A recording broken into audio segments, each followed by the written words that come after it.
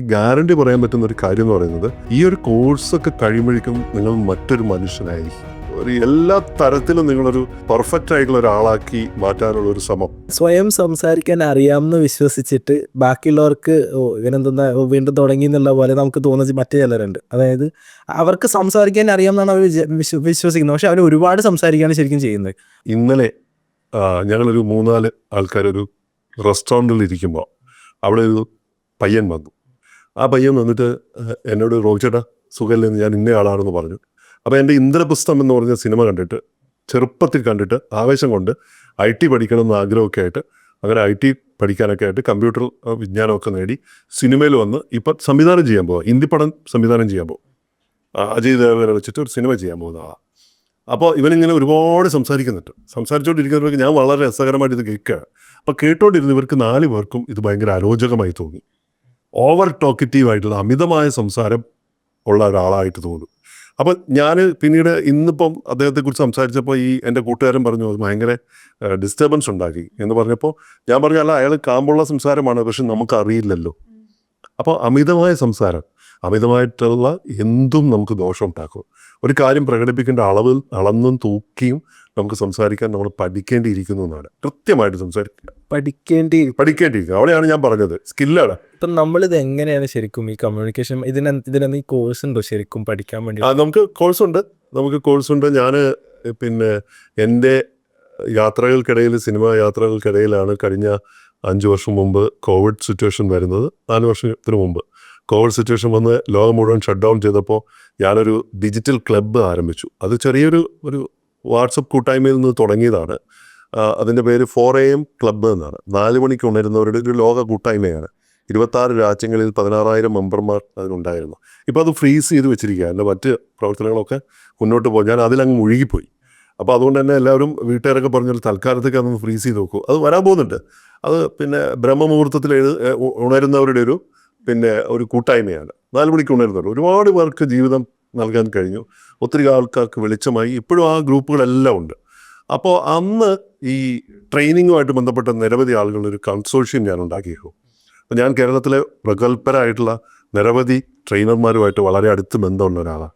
എൻ്റെ കൈകൊണ്ട് ഇന്ന് വളരെ പ്രഗത്ഭരായിട്ടുള്ള ഒരുപാട് പേര് ട്രെയിനേഴ്സായിട്ട് ഉള്ളവരുണ്ട്. ഇന്ന് നമ്മൾ സോഷ്യൽ മീഡിയയൊക്കെ നിറഞ്ഞു നിൽക്കുന്ന പലരും നമ്മളൊരു കൈ പിടിച്ച് വന്ന ആൾക്കാരാണ്. അപ്പോൾ എനിക്കത് എപ്പോഴും ഒരു സന്തോഷമുള്ള കാര്യമാണ്. ആളുകളൊക്കെ അങ്ങനെ കൊണ്ടുവരാൻ പറ്റുന്നുണ്ട്. അപ്പോൾ ഈ അനുഭവങ്ങളൊക്കെ വെച്ചുകൊണ്ട് ഈ ട്രെയിനിങ് കൺസോർഷ്യം നടന്നുകൊണ്ടിരിക്കും. ഡിജിറ്റൽ ക്ലാസ്സുകളായിരുന്നു എല്ലാം. അപ്പോൾ ആ സമയത്ത് സൂം എന്ന് പറഞ്ഞ ആർക്കും അറിഞ്ഞുകൂടാത്തൊരു സമയത്ത് നമ്മളാണ് കാര്യമായിട്ട് സൂമിനെ കേരളത്തിൽ അവതരിപ്പിക്കുന്നത്. അത് പ്രൈവറ്റ് മീറ്റിങ്ങുകളൊക്കെ മാത്രം ഉണ്ടായിരുന്നതിനെ പോപ്പുലറൈസ് ചെയ്ത് ഞങ്ങൾ ഡെയിലി 10-20 മീറ്റിങ്ങുകളൊക്കെ ഒരു ദിവസം ഉണ്ടാകും. അപ്പോൾ അവിടെ ഞാൻ ഈ പഠിച്ചെടുത്ത ഈ സ്കില്ല് ഞാനിങ്ങനെ ആളുകളോട് സംസാരിക്കല്ലേ. അപ്പോൾ ഞാനിങ്ങനെ ഇരുന്നിട്ടിങ്ങനെ സംസാരിച്ചിങ്ങനെ പോകുമ്പോൾ അവിടെ ഞാൻ പിണറായി വിജയനായി. അപ്പോൾ അവിടെ ഒരു സർവാധിപതിയായിട്ട് ഇങ്ങനെ നിൽക്കുകയാണ്. ഞാനത് പോസിറ്റീവായിട്ടാണ് ആ വാക്ക് പറഞ്ഞത്. അപ്പം അത് മോശക്കാരനായിട്ട് ഉള്ളതുകൊണ്ടല്ല. അപ്പം അങ്ങനെ ഞാൻ ഇവിടെ ഈ പതുക്കെ ആളുകൾ ചോദിച്ചു. ഇപ്പോൾ നേരത്തെ സിദ്ധാർത്ഥ് ചോദിച്ച പോലെ എന്തെങ്കിലും കോഴ്സുകൾ വല്ലതും ഉണ്ടോ, റോബിജിക്ക് ഒരു കോഴ്സ് നടത്തിക്കൂടെ എന്ന് ചോദിക്കുന്നിടത്താണ് മോൻജി, അറിയപ്പെടുന്ന സ്പിരിച്വൽ ഗുരു ആയിട്ടുള്ള മോൻജി സജീവമായിരുന്നു.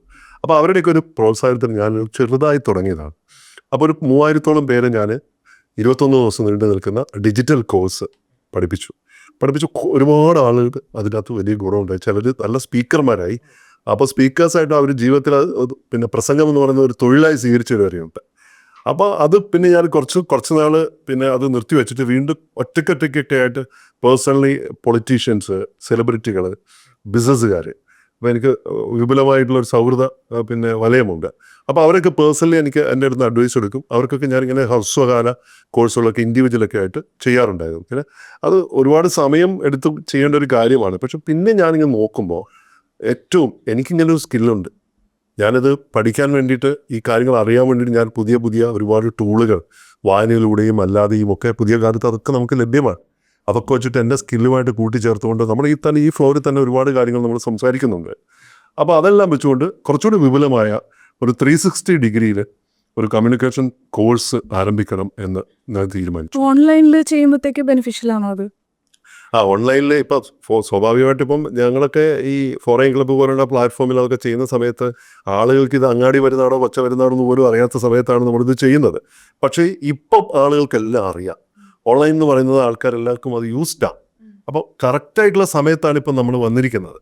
പക്ഷേ ഓഫ്ലൈനിൽ ചെയ്യുന്നതിന് അത്ര ഇമ്പാക്റ്റ് ഉണ്ടാവില്ലെങ്കിലും ഉറപ്പായിട്ട് നമുക്ക് ഓൺലൈനിൽ കാര്യം ഞാനിത് നൂറുകണക്കിന് ക്ലാസ്സുകൾ ഇങ്ങനെ ചെയ്തുകൊണ്ട് എനിക്ക് അതിനകത്ത് ഓൺലൈനിൽ എനിക്കൊരു നല്ല കോൺഫിഡൻസ് ഉള്ളൊരു ഏരിയയാണ്. അവിടെ എനിക്ക് എൻ്റെ ഒരു കൈയടക്കമുണ്ട്.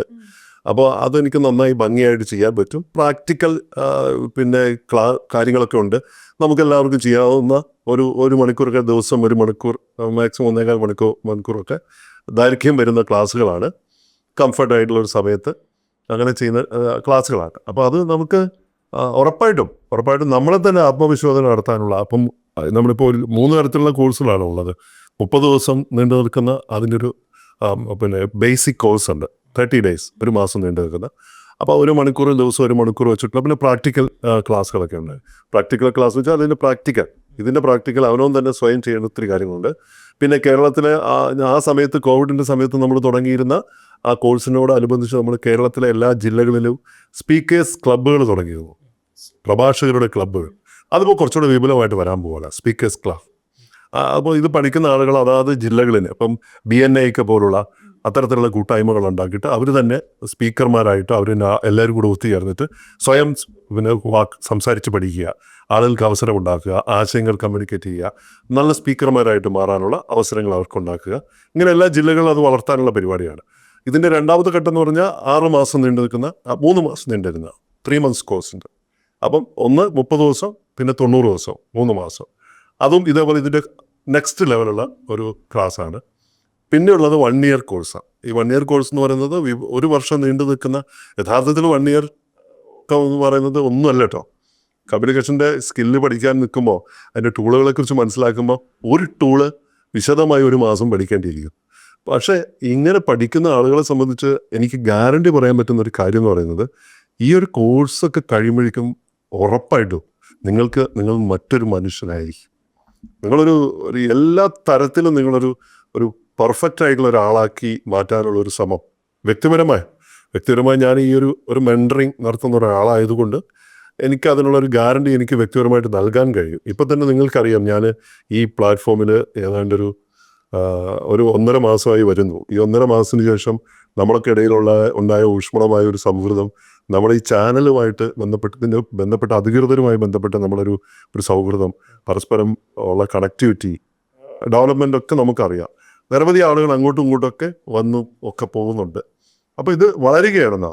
അപ്പോൾ ഇത് തീർച്ചയായിട്ടും എനിക്കിത് ആളുകൾക്ക് കൊടുക്കാൻ കഴിയണമെന്നാണ് എൻ്റെ ഒരു ലക്ഷ്യം. എൻ്റെ ഒരു വർഷത്തെ അടുത്ത 2026 ആകുമ്പോഴത്തേക്കും കമ്മ്യൂണിക്കേഷൻ മാസ്റ്ററി കഴിയുന്ന 1000 പേരെ സൃഷ്ടിക്കണം. നമ്മളിപ്പോൾ ഈ പറഞ്ഞ പോലെ ഒരു കോഴ്സിൽ ചേരുമ്പോൾ അവിടെ സെയിൽസ് ജോലി ചെയ്യുന്ന ആൾക്കാരുണ്ടാവും, മാർക്കറ്റിംഗ് ചെയ്യുന്ന ആൾക്കാരുണ്ടാവും, അങ്ങനെ പല പല ജോലിയിൽ ചെയ്യുന്ന ആൾക്കാരുണ്ടാവും.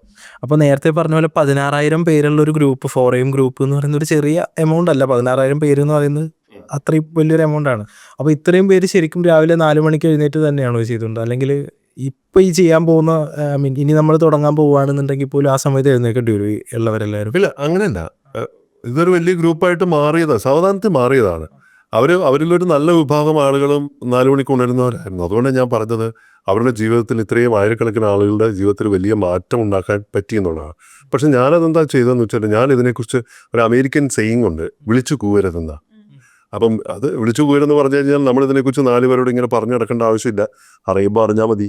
അപ്പം ഞാൻ അതിലൊരു ഫേസ്ബുക്ക് പേജ് തുടങ്ങിയെങ്കിലും അവിടെയും വലിയ കാര്യമായിട്ടൊന്നും നമ്മൾ അതിലൊരു വലിയ ബഹളമൊന്നും ഉണ്ടാക്കാൻ നിന്നില്ല. നമ്മളിപ്പോൾ ഒരു പബ്ലിക് പ്രോഗ്രാമിനൊക്കെ പോകുമ്പോൾ അവിടെ ഒരു 30% ആളെങ്കിലും അവിടെ വരുന്നവരിൽ ഫോറിൻ ക്ലബിലെ മെമ്പർമാർ കാണാം. അല്ല, ഈ 4am എന്നുള്ള കോൺസെപ്റ്റ് വന്നത് എങ്ങനെയാ? കാരണം ഇങ്ങനെ ഒരു സെയിങ് ഉണ്ടല്ലോ, ആരാണോ രാവിലെ എണ്ണിക്കാൻ തീരുമാനിച്ചിട്ടുള്ളത് അയാളുടെ ജീവിതം ഇങ്ങോട്ട് രക്ഷപ്പെടും എന്നുള്ള ഒരു ഇംഗ്ലീഷ് സെയിങ് ഉണ്ട്. അതുമായിട്ട് അസോസിയേറ്റ് ചെയ്ത് എന്തെങ്കിലും ആണോ? അതിനൊരു കാരണം എന്ന് പറയുന്നത് ഞാൻ മാർത്താണ്ഡവർമ്മ മഹാരാജാവിൻ്റെ ജീവിതകഥയുമായി ബന്ധപ്പെട്ട ഒരു സിനിമ എഴുതിക്കൊണ്ടിരിക്കുകയായിരുന്നു കോവിഡ് സമയം. അപ്പോൾ ആ സമയത്ത് 4 മണിക്ക് എണീറ്റ് ഉണർന്ന്, വേറെ പണിയൊന്നുമില്ല, ഇത് മാത്രമേ ഉള്ളൂ, 4 മണിക്ക് ഉണർന്നാൽ നന്നായിരിക്കും എന്നുള്ളൊരു ചിന്ത. പക്ഷെ 4 മണിക്ക് ഉണരുന്നത് വലിയൊരു ചലഞ്ചാണ്. 7 മണിക്കൊക്കെ ഉണരുന്നത് എനിക്ക് ചലഞ്ചാണ്. മടി കാരണം മാറ്റി വെക്കാൻ വലിയ ഏരിയ ആണ് കേട്ടോ. വലിയ ഏരിയയാണ്. ഞാൻ 4 AM എന്ന് പറഞ്ഞ ഒരു പ്രസ്ഥാനം അതിൻ്റെ 4 മണിക്ക് ഉണരുന്നതിൻ്റെ ബ്രഹ്മമുഹൂർത്തത്തിലോ ഉണരുന്നതിൻ്റെ പ്രത്യേകതകൾ വെച്ചിട്ടുള്ള വലിയ, നമ്മൾ മുസ്ലിം സമുദായത്തിലൊക്കെ സുബഹ് എന്ന് പറയും, സുബഹിക്ക് മുമ്പ് ഉണരുക എന്ന് പറയും. അപ്പോൾ അത് വലിയ ഒരു ചാലഞ്ചായിട്ട് നിൽക്കുന്ന സമയത്ത് ഉണരാനുള്ളൊരു സൂത്രപ്പണി ഞാൻ ആലോചിച്ചു. ആ സൂത്രപ്പണി എന്താണെന്ന് വെച്ചാൽ, എൻ്റെ 1-2 സുഹൃത്തുക്കൾ, അവരോട് ഞാൻ കരീം പഴേരി എന്നൊക്കെ ബിസിനസ്സുകാരനായിട്ടുള്ള സുഹൃത്തൊക്കെ ഉണ്ട്. അപ്പോൾ അവരോടെല്ലാം പറഞ്ഞു, ഞങ്ങളൊരു 5-8 പേര്, ഡോക്ടർ ഷൈജു കാരേർ, അങ്ങനെ കുറച്ച് പേരുണ്ട്. അപ്പോൾ അവരെല്ലാവരും ചേർന്നിട്ട് ഇങ്ങനെ നമുക്കൊരു ഗ്രൂപ്പ് ഉണ്ടാക്കാം എന്ന് പറഞ്ഞിട്ട് ഞങ്ങൾ കുറച്ച് പേര് അങ്ങനെ ഇവരങ്ങോട്ടും ഇങ്ങോട്ടും വിളിക്കും. ഹലോ എണീറ്റില്ലേ, ഗുഡ് മോർണിംഗ് എന്നൊക്കെ പറഞ്ഞിട്ട് എല്ലാവരും വിളിക്കും. അപ്പോൾ അത് ആദ്യത്തെയൊക്കെ കുറച്ചൊക്കെ താളം തെറ്റി, എന്നാലും വാശിക്ക് 4 മണി മറ്റേ ആൾ വിളിക്കുമല്ലോ, അപ്പോൾ 4 മണിക്കൊക്കെ ഉണരണം. കുറച്ച് ദിവസം കഴിഞ്ഞപ്പോൾ ശീലമാണ് തുടങ്ങി. ആളുകളുടെ ഒരു പ്രവാഹം തുടങ്ങിയിട്ട് അൺലിമിറ്റഡായി. വളരെ പെട്ടെന്ന് ഒരു ജില്ല, അടുത്ത ജില്ല അങ്ങനെ കയറിയാണത് വരുന്നത്. അപ്പോൾ ഇത് തന്ന ഊർജം, ഈ അധികാലത്ത് ഉണരുന്നതിൻ്റെ ഒരു ഊർജം നമുക്കൊരു ശീലം തന്നു. ഇപ്പോഴും ഞാൻ അന്ന് ഉണരുന്നിരുന്ന 3:30 മണിക്ക് ഉണരുക, 3:30 മണിക്ക് എണീറ്റിട്ട് 4 മണിക്ക് ക്ലബ്ബ് തുറക്കും. അല്ല, അപ്പൊ മെന്റേഴ്സ് ഒക്കെ ഒരുപാട് പേര് വേണ്ടേ? ഓരോ ജില്ലയ്ക്ക് ഓരോ കോർഡിനേറ്റേഴ്സ് എല്ലാവരും ഉണ്ടായിരുന്നു. അത് വലിയ സ്ട്രക്ചർഡ് ആയിട്ടുള്ള ഒരു പ്രസ്ഥാനമായിരുന്നു. ഇന്ന് മെന്റേഴ്സ് എന്ന് പറയുന്നവരൊക്കെ ലൈക്ക് കമ്മ്യൂണിക്കേഷൻ മാസ്റ്ററി അല്ലെങ്കിൽ അങ്ങനെ എന്തെങ്കിലും ഒരു കാര്യം ചെയ്തു. എൻ്റെ മെന്റേഴ്സാണ്. അതെ. എൻ്റെ മെന്റേഴ്സ് എന്ന് പറയുന്നത് ഇപ്പോൾ ഡോക്ടർ BP വിജയൻ, അറിയാമല്ലോ, നിങ്ങൾ കേട്ടിട്ടുണ്ടാവും. കേരളത്തിലെ ഏറ്റവും പ്രശസ്തനായിട്ടുള്ള ട്രെയിനർ. എനിക്ക് ഒരുപാട് ഗുരുക്കന്മാരുണ്ട്. ചില ഏരിയയിലുള്ള ഗുരുക്കന്മാരുടെ കാര്യമാണ്. എൻ്റെ മെന്റേഴ്സ് ആയിട്ടുള്ള ഒത്തിരി പേരുണ്ട്. ഡോക്ടർ സജീവ് നായർ, അതുപോലെ തന്നെ എൻ്റെ കൂട്ടുകാരൻ കൂടിയായിട്ടുള്ള, നമ്മളൊക്കെ കൂടി കണക്റ്റഡ് ആയിട്ടുള്ള ആൾക്കാരാണ് അനിൽ ബാലചന്ദ്രൻ. പിന്നെ അങ്ങനെ ഒരുപാട് ആൾക്കാരുണ്ട്. ആ രംഗത്ത് വളരെ പ്രഗത്ഭരായിട്ടുള്ള ഒരുപാട് പേരുകളുണ്ട്. ഇനി ഈ ഒരു കോഴ്സിൽ ചേർന്നാലും 4 മണിക്ക് തന്നെ എഴുന്നേക്കേണ്ടി വരും. അതാണ് അതിൽ ഞാൻ അതിനൊക്കെ വരുന്നത്. അപ്പോൾ അവരൊക്കെ കൈവെക്കാത്ത, ഇവരാരും കൈവെക്കാത്ത ഒരു ഏരിയയിലാണ് ഞാൻ കൈവച്ചിരിക്കുന്നത്. എൻ്റെ ഏരിയയിൽ അധികം പേരും ഇല്ല. അപ്പോൾ ഈ കമ്മ്യൂണിക്കേഷൻ എന്ന് പറയുമ്പോൾ ആളുകൾ വിചാരിക്കുന്ന പ്രസംഗ പരിശീലനമാണെന്ന്. അങ്ങനെ മാത്രമല്ല, പ്രസംഗ പരിശീലനം മാത്രമല്ല കേട്ടോ കമ്മ്യൂണിക്കേഷൻ മാസ്റ്ററി കോഴ്സ് എന്ന് പറയുന്നത്. അത് ജീവിതത്തിൻ്റെ സമസ്ത മേഖലകളുമായിട്ട് കണക്ട് ചെയ്ത് നിൽക്കുന്ന ഒന്നാണ്. എല്ലാ സ്കില്ലുകളുമായിട്ട് കണക്ട് ചെയ്ത് നിൽക്കുന്നതാണ്. ആശയം കൈമാറണ്ടേ? എന്തിനും ഒരു ആശയം കൈമാറണ്ടേ? ഇപ്പോൾ ASK എന്ന് പറയുന്ന ഒരു സാധനമുണ്ട്. ആസ്ക് എന്ന് പറഞ്ഞ ടൂളിനെ കുറിച്ച് മുമ്പ് പറഞ്ഞിട്ടുണ്ട്. അത് പഠിച്ചാൽ മതി. പക്ഷേ എങ്ങനെ ചോദിക്കണമെന്ന് പഠിക്കേണ്ടത് കലയാണ്. അപ്പോൾ 4 മണിക്ക് സിദ്ധു ചോദിച്ച ചോദ്യം, 4 മണിക്ക് തന്നെ ഈ കോഴ്സ് ചേരുന്നവർ ഉണരേണ്ടി വരുമോ? അങ്ങനെ ഇരുന്നില്ല കേട്ടോ. നമ്മൾ അതിനൊരു ഓരോരുത്തർക്കും കൺവീനിയൻ്റ് ആയിട്ടുള്ള ഒരു സമയമാണ് നമ്മൾ വെക്കുന്നത്. നമ്മൾ മിക്കവാറും ഇപ്പോൾ ഉള്ള കോഴ്സ് പുതുതായിട്ട് തുടങ്ങാൻ പോകുന്നത് വൈകുന്നേരമാണ്. വൈകുന്നേരം ഒരു 7 മണി ഒക്കെ ശേഷമായിരിക്കും നമ്മുടെ കോഴ്സ്. 7 മണി എന്നുള്ള സമയമായിരിക്കും. കാരണം പലർക്കും ഇപ്പോൾ ഈ രാവിലെ എന്നൊക്കെ പറയുന്നത് അവരുടെ കുട്ടികളൊക്കെ ലേറ്റായിട്ടൊക്കെ ഉറങ്ങുകയൊക്കെ ചെയ്യുന്നതാണ്. പക്ഷേ അവരുടെ ജീവിതത്തിലേക്ക് പതുക്കെ കടന്നു വന്ന് ഈ വൈകുന്നേരങ്ങളിൽ ക്ലാസ് അറ്റൻഡ് ചെയ്യുന്ന ആളുകൾ രാവിലെ ഉണരുന്ന ആളുകളാക്കി പതുക്കെ മാറും. അതാണ് അവരുടെ ജീവിതത്തിൽ ഉണ്ടാകാൻ പോകുന്ന വലിയ മാറ്റങ്ങളൊന്നും. അവർ അങ്ങനെ ആവും സ്വാഭാവികമായിട്ടും. അങ്ങനെ ആയിരക്കണക്കിന് ആൾക്കാരെ അങ്ങനെ ഉണർത്താൻ എനിക്ക് കഴിഞ്ഞപ്പോൾ ആ കോൺഫിഡൻസാണ് എനിക്ക് ഇങ്ങനെ ഒരു കാര്യത്തിന് വേണ്ടിയിട്ട് ഇറങ്ങാനുള്ളത്. അപ്പം നമുക്ക് സമയത്തിൻ്റെ ക്രമമൊക്കെ അവർക്ക് എല്ലാവരും കൂടെ കൺവീനിയൻ്റ് ആയിട്ടുള്ള സമയത്തായിരിക്കും. പിന്നെ നമുക്ക് ആരുമായി ഒരു മത്സരത്തിന് നിന്നുകൊണ്ടല്ല ഇങ്ങനെ ഒരു കാര്യം ചെയ്യുന്നത്. എനിക്ക് എൻ്റെ ഒരു സ്കില്ലിൽ കോൺഫിഡൻസ് ഉണ്ട്. മറ്റെന്ത് കാര്യങ്ങളെക്കുറിച്ചും അക്കാഡമിക്കായിട്ട് പഠിക്കുന്നതിനേക്കാളും പ്രധാനമാണ് നമുക്ക് ഒരു ആശയം, ഈ ആശയം കൺവേ ചെയ്യാൻ പറ്റുക. പ്രായപരിധി എന്ന് പറയുന്ന ഒന്നുണ്ടോ? ഒന്നുമില്ല. ഞങ്ങളുടെ പ്രായത്തിലുള്ള കുട്ടികൾ മുതൽ ചെറിയ കുട്ടികൾ എന്ന് വെച്ചാൽ സ്കൂൾ തലത്തിലുള്ള ആളുകൾ, ഇപ്പം നല്ല ക്രാന്തദർശികളായിട്ടുള്ള കുട്ടികൾ ധാരാളം ഉണ്ടല്ലോ. അവർക്ക് മുതൽ ഏത് പ്രായത്തിലുള്ള ആളുകൾക്കും ഈ ഒരു പ്രശ്നമുണ്ടെന്നേ. അപ്പൊ ഈ കോഴ്സിലേക്ക് ജോയിൻ ചെയ്യാനുള്ള കാര്യങ്ങളൊക്കെ എങ്ങനെയാ? സ്റ്റാർട്ട് ചെയ്യുന്നെന്ന് പറഞ്ഞില്ലേ ഉടനെ തന്നെ? അതെ, നമ്മൾ അടുത്ത മാസം നവംബറിലാണ് പുതിയ കോഴ്സ് 30 ഡേയ്സിൻ്റെ 1 മാസം നീണ്ടു നിൽക്കുന്ന കോഴ്സ്. അതിൻ്റെ ബേസിക് കോഴ്സാണ് അത് സ്റ്റാർട്ട് ചെയ്യുന്നത്. കുറച്ചുകൂടെ വിപുലമായിട്ടാണ് അത് തുടങ്ങാൻ പോകുന്നത്. അപ്പോൾ അതിനൊരു വലിയ ഒരു ഫീസ് സ്ട്രക്ചറൊന്നുമല്ല, എല്ലാവർക്കും താങ്ങാവുന്ന വിധത്തിലുള്ള ഫീസ് സ്ട്രക്ചറാണ്. പിന്നെ ആ കോഴ്സിനോടൊപ്പം തന്നെ നമുക്ക് ഗസ്റ്റായിട്ടുള്ള വിസിറ്റിംഗ് മെൻറ്റേഴ്സ് വരുന്നുണ്ട്. വളരെ പ്രഗത്ഭരായിട്ടുള്ള ആളുകളൊക്കെ ഇടയ്ക്ക് വരും. പിന്നെ കോഴ്സിൻ്റെ ഒടുവിൽ നമുക്ക് കൊച്ചിയിൽ ഒരുമിച്ച് സംഗമിക്കാനുള്ള ഒരു അവസരമുണ്ട്. എല്ലാവരും ഒത്തുചേർന്നുകൊണ്ടുള്ള ഒരു സംഗമമുണ്ട്. അപ്പോൾ അങ്ങനെയൊക്കെ വെച്ചുകൊണ്ട് അവിടെ വരുന്ന ആളുകളൊക്കെ പരസ്പരം കണ്ടുമുട്ടാനും ഒരു ലക്ഷ്യം എന്താണെന്ന് വെച്ചാൽ, ഞാൻ നേരത്തെ പറഞ്ഞല്ലോ, അടുത്ത 2026 1000 പേരടങ്ങുന്ന ഒരു ഗ്രൂപ്പാണ് ഇപ്പോൾ ലക്ഷ്യം. അപ്പം ഞാൻ ഇതുപോലെ തന്നെ 10-50 പേരടങ്ങുന്ന ഒരു ഗ്രൂപ്പിലാണ് ഫോറിൻ ക്ലബ്ബ് തുടങ്ങിയത്. 16,000 പേരായിട്ട് പൊടുന്നനെ മാറിയെന്ന് പറഞ്ഞിരുന്നു. ഇതും അതുപോലെ ഒരുപക്ഷെ മാറട്ടെ, ആളുകൾക്ക് ആവശ്യമുള്ള ഒന്നാണ്. പക്ഷേ ഈ 1000 പേരെന്ന് പറയുന്നത് ഒന്ന് ആലോചിച്ച് നോക്കൂ. വളരെ കൃത്യമായി ഈ സ്കില്ല് അറിയാവുന്ന, നന്നായി കമ്മ്യൂണിക്കേറ്റ് ചെയ്യാൻ അറിയാവുന്ന 1000 പേരെന്ന് പറയുന്നത്, അതിൽ ബിസിനസ്സുകാരുണ്ടാവും, അതിൽ പ്രൊഫഷണൽസ് ഉണ്ടാവും, വിദ്യാർത്ഥികളുണ്ടാവും, സാധാരണ ഓട്ടോറിക്ഷ ഓടിക്കുന്ന ആളുകളുണ്ടാവും, ഡ്രൈവേഴ്സ് ഉണ്ടാവും, മറ്റെല്ലാ മേഖലകളിലും പ്രവർത്തിക്കുന്ന ഒഫീഷ്യൽസ് എന്ന് പറഞ്ഞാൽ സർക്കാർ ഉദ്യോഗസ്ഥരുണ്ടാവും, മറ്റു പലരും ഉണ്ടാവും, എല്ലാ തരത്തിലുള്ള ആളുകളുണ്ടാവും. അപ്പോൾ ഈ ആളുകളൊക്കെ വലിയൊരു സർക്കിൾ, ഒരു കൂട്ടായ്മ എന്ന് പറയുന്നത് വെരി വെരി പവർഫുൾ ഏരിയ ആയിരിക്കും. പരസ്പരം നന്നായി ആത്മബന്ധം പുലർത്തുന്ന വലിയൊരു ഗ്രൂപ്പിൻ്റെ കൂട്ടായ്മയായിട്ട് അതിനെ വളർത്താനല്ല.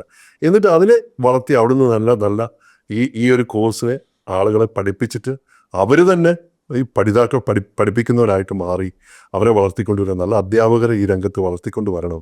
കാർണഗി എൻ്റെ മുന്നിലുള്ള ഒരു മുൻ മാതൃക ഡെയിൽ കാർണഗിയാണല്ലോ വാക്കുകളുടെ തമ്പുരാൻ എന്ന ലോകത്ത് വിശേഷിപ്പിക്കുന്ന ആളാണ്. അദ്ദേഹമാണ് ഈ കമ്മ്യൂണിക്കേഷൻ്റെ സ്കില്ല് പഠിപ്പിക്കുന്ന ലോകത്തിലെ ഏറ്റവും മികച്ച സ്ഥാപനം നടത്തിയിരുന്ന ഒരാളെന്ന് പറഞ്ഞു. ഒരുപാട് ആൾക്കാരുടെ അമേരിക്കയിലെ വലിയ കോടീശ്വരന്മാരുടെ മെൻറ്ററായിരുന്നു അദ്ദേഹം. അപ്പോൾ ഡെയിൽ കാർണഗി ഇൻസ്റ്റിറ്റ്യൂട്ട് പോലുള്ള ഒരു ഇൻസ്റ്റിറ്റ്യൂട്ട് ആയി മാറ്റണം. മാരിയോക്സ് ഗ്ലോബൽ എന്ന പേരിലാണ് എൻ്റെ ഈ സ്ഥാപനമുള്ളത്. അപ്പോൾ അതിൻ്റെ വെബ്സൈറ്റും കാര്യങ്ങളൊക്കെ നമുക്ക് ഈ താല്പര്യമുള്ള ആളുകൾക്ക് നമ്മൾ ഇതിൻ്റെ ഈ വീഡിയോയുടെ ഒപ്പം നമ്മൾ അതിൻ്റെ ഡിസ്ക്രിപ്ഷനൊക്കെ കൊടുക്കുന്നുണ്ട്. അപ്പം തീർച്ചയായിട്ടും അവർക്ക് അതിലൂടെ വാട്സപ്പ് ചെയ്താൽ, വിളിച്ചാൽ ഈ പറഞ്ഞ പോലെ ഞാൻ ഈ മറ്റ് തിരക്കുകളൊക്കെ ഉള്ളതുകൊണ്ട് വിളിച്ചാൽ ചിലപ്പം കിട്ടാൻ സാധ്യത കുറവാണ്. എങ്കിൽ പോലും നമുക്ക് പിന്നെ വാട്സപ്പിൽ കോൺടാക്ട് ചെയ്ത് കഴിഞ്ഞാൽ അവർക്ക് എല്ലാ ഡീറ്റെയിൽസും അയച്ചു കൊടുക്കും. അവർക്ക് വെബ്സൈറ്റിൽ കയറി അതിൻ്റെ കോഴ്സിൻ്റെ മറ്റ് ഡീറ്റെയിൽസ് എല്ലാം അറിയാൻ പറ്റുന്നത് മാത്രമല്ല, ആളുകളൊക്കെ ഞാൻ പറയുന്നത് ആളുകളൊക്കെ ഈ ഒരു അവസരം ഉപയോഗിക്കണം എന്നാണ്.